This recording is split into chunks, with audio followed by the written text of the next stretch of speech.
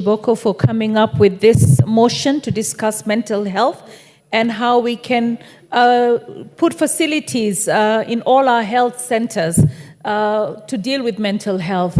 Now, I know that there are many civil society that actually provide training like money counseling, and they normally come in when we have disasters to provide counseling, and they're training quite a number of people.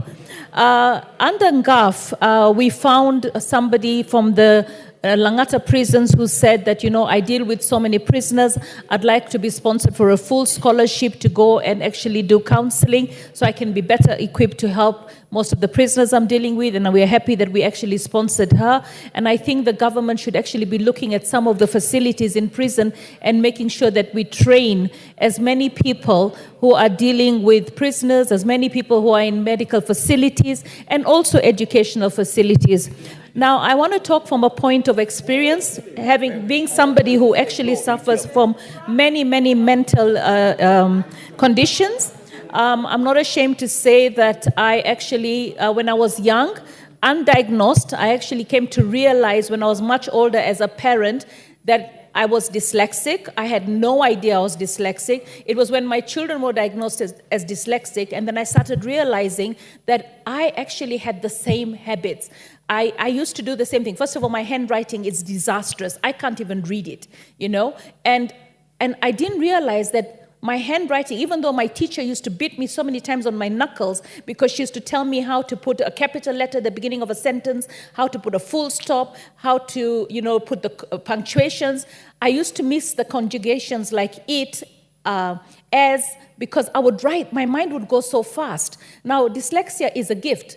Richard Branson came out openly and said, I'm dyslexic, and this is why I'm able to do what I'm doing. So besides being dyslexic, in fact, I think one of the things that you really suffer from when you're dyslexic is maths. Because if somebody tells you to write 1986, you will write 1968, because you take the last number first. So a lot of parents are not aware, and sometimes you will punish your child, but it's not the child who's making that mistake. So we need our teachers to actually understand that these are mental conditions where the child cannot help it. The child is not stupid. The child is not being disobedient. The child is just not able to comprehend, and this is dyslexia.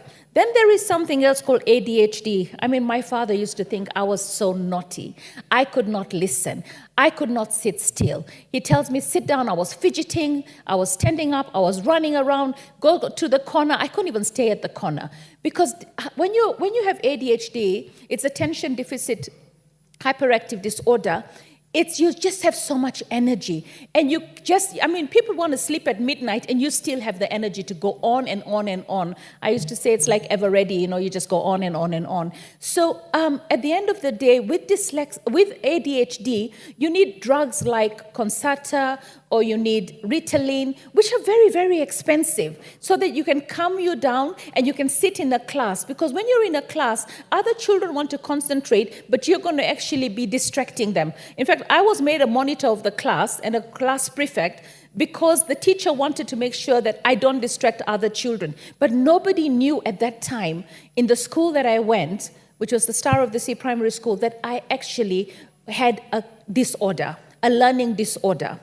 And as I grew up, I went to Dr. Okonji. We all have issues that we need to see a psychiatrist, and we shouldn't be ashamed of it. So marriages normally, can be difficult to deal with.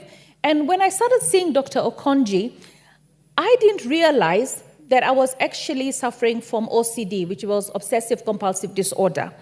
So the reason why I'm taking you through this is because I want all the constituents that we represent to realize that these are labels, and they are genuine labels, and we might have them, and it's nothing to be ashamed of.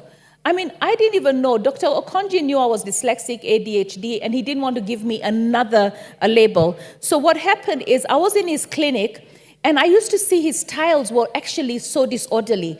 And one day I said to him, Dr. Okonji, I'd like to give you a Christmas present. Can I do your tiles for you?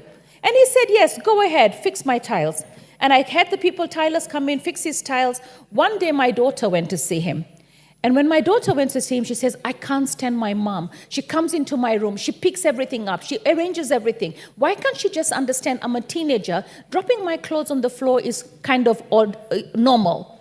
And then Dr. Konji tells her, you know what? Your mother suffers from OCD. So she wants everything orderly.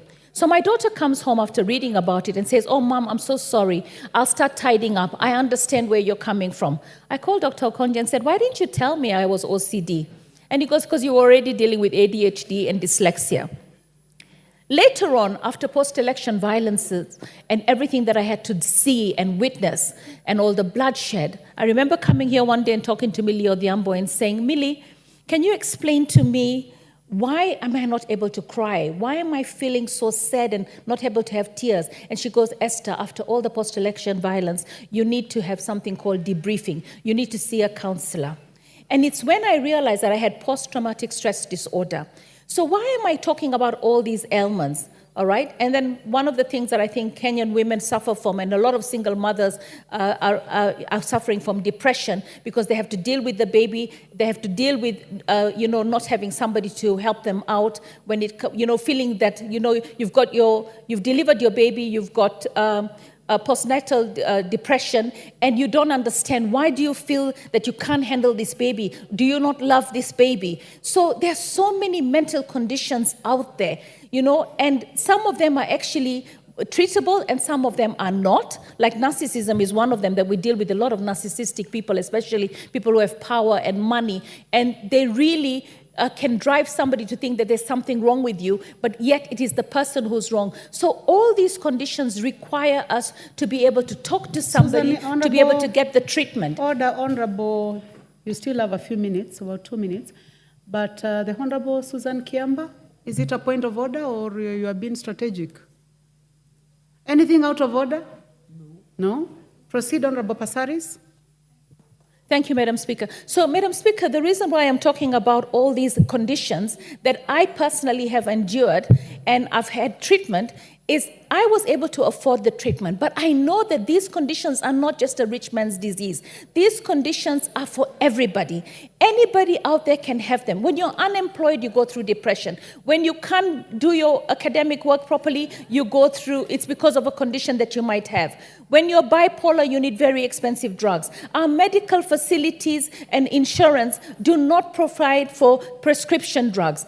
I mean, if you are ADHD, all right, you require drugs monthly, and they're very, very expensive. So I think we need to understand that while we want to provide the medical counselors or psychiatrists free of charge, and we can do it very affordable through telemedicine, because I know there's an organization that is actually doing telemedicine right now, and for 700 shillings, you can speak to a counselor over and over and over again. So we need to partner with, SHIFT needs to partner with people who offer telemedicine so that Kenyans can, within one phone call, at 700 shillings, they have 5 counseling sessions in a day if you need it. So I feel that we need to move with the times. We need to provide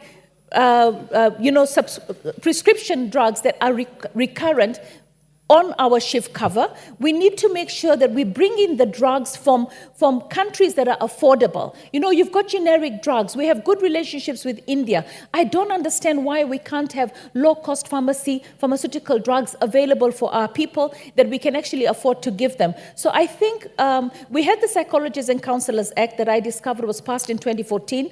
I actually followed it up when I was in the Health Committee.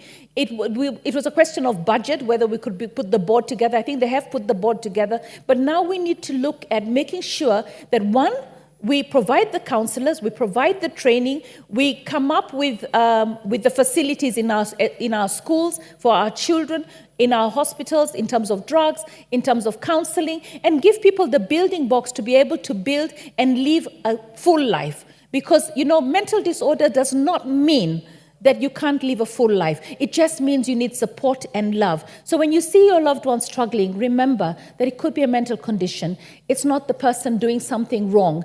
It's a mental condition that leads to drug using, and even there we need support. And that's why I'm coming up with the harm reduction bill, so that we can support everyone that finds themselves in that position where they became a drug user because of their mental condition. So I really commend our sister for what she's done with this motion, and I pray that we will be able to see Kenya offer the best in terms of medical attention when it comes to mental illnesses. Thank you, Madam Speaker. Thank you very much, Member for Nairobi County. The Honorable Elizabeth Kailemia, Member for Meru County.